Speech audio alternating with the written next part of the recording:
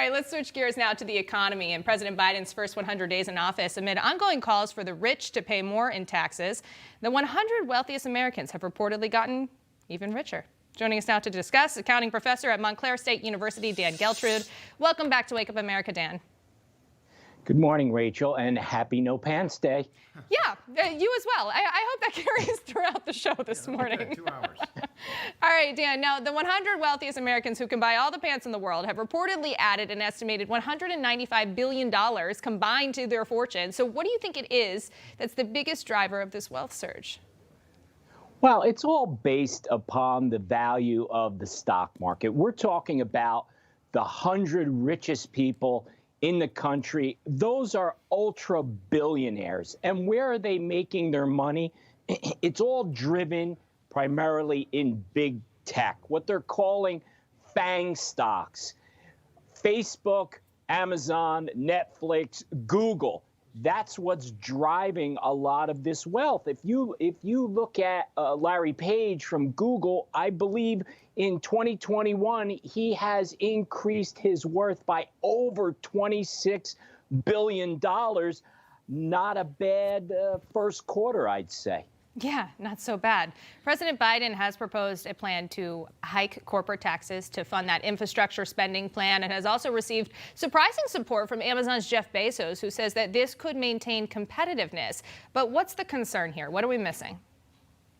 Well, let me say this. What I am missing here about the ultra wealthy and corporations that were supporting Joe Biden when his administration is basically vilifying the rich in many ways when they should be celebrating that success. I mean, those are the true American success stories. You have people that start with very little, like Jeff Bezos, and he becomes super wealthy. I mean, to support policies that are being put forth, I mean, that's like supporting your financial executioner. It doesn't make sense.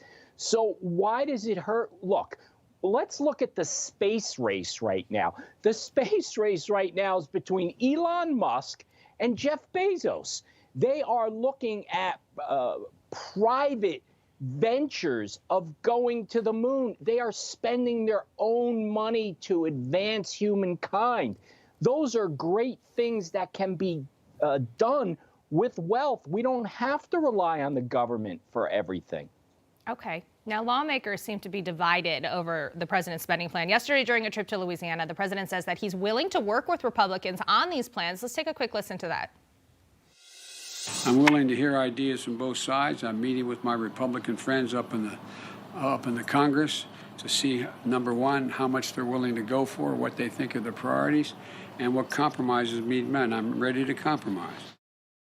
All right, so he says he's ready to compromise there. Where do you think the middle ground is or will be on this corporate tax hike, Dan?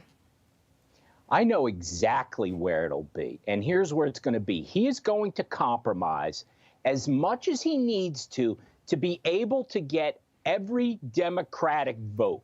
The Republicans are not relevant in this, and that's just how it is. It doesn't matter if it's fair or not. So when he says compromise, he's saying it's across the aisle. It's not. If he can put forth a plan that gets every Democratic vote, which will ultimately give him enough to pass his plan, that's what he's going to do. All right, Dan, we have about 30 seconds left. When defending this proposed tax hike, the president keeps saying that the high earners must, quote, pay their fair share. Real quickly and real simply, do you agree with that? I do not. You have the 1% paying virtually 40% of total income tax, and you have basically almost 50% that pays nothing at all as far as federal income tax. I don't know how much fairer it could be. All right, Dan Geltrude, thank you so much for joining us this morning. Thank you. Have a nice weekend. Hey, I'm Rob Finnerty. Thanks for watching. If you enjoyed this video, please join the conversation in the comments below. Don't forget to subscribe, too.